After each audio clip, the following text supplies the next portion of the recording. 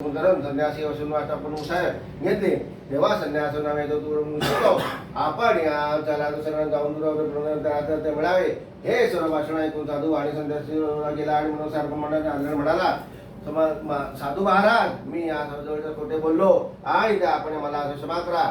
पुन्हा पुन्हा या नमस्कार करून आनंदात दुःखी झाला. त्यामुळे शोक मावून संन्यासी म्हणाले दुःख करू नको तुझ्या मुख झाला त्यामुळे तुला पुन्हा प्राप्त होईल.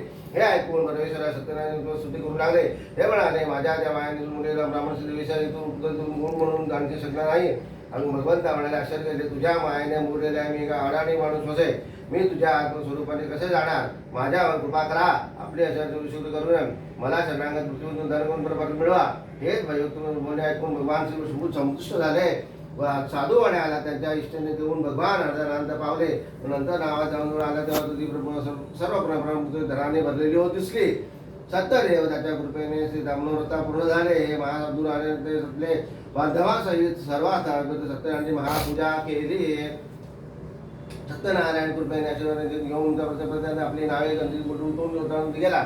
तेथे आपल्याला कृपया म्हणाला की हे माझी पुत्ररत्नी पहा असे म्हणून सत्यवत एक दूत म्हणून घरी पाठवले.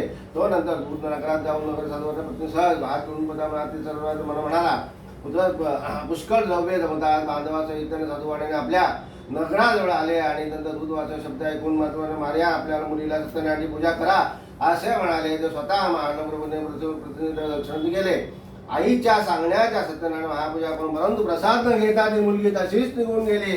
पती दर्शनार्थीसाठी गेली. त्यामुळे सुष्ट झालेले सत्यनारायण भगवान म्हणाले तिला ही नौका असली ती धनधान्य पाण्यात बुडेल.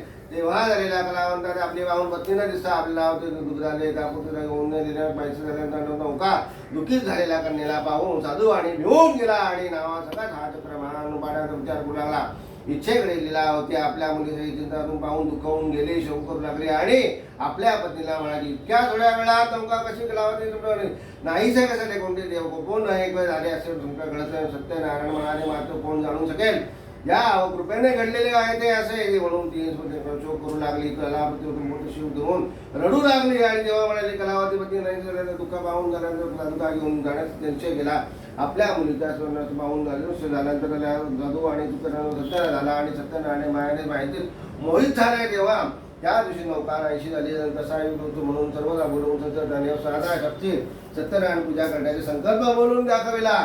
सत्यनारायण महाराज पुन्हा त्या संकाश साष्टांग गेला आणि रामायण सत्यनारायण खुश झाले व आकाशवाणी रूपाने म्हणाले तुझी मुलगी पती दर्शनासाठी येत असताना महाराजांना भक्षण करता भगवान राहते आणि म्हणून तुझी भक्तता झाली तरी ती घरी जाऊन प्रसाद भक्षण करते तर तिला पुन्हा पती प्राप्त होईल. त्याप्रमाणे तिने घरून जाऊन प्रसाद भक्षण केला आणि मंदिरात जाऊन आल्यानंतर आपल्या पती पत्नी दिसला. त्यानंतर तिने आपल्या वडिलांना म्हणाले आपल्या देऊन जाऊन विलंब न करता हे मुली शब्द ऐकून आनंदित झाला आणि या सत्यनारायण पूजा केली.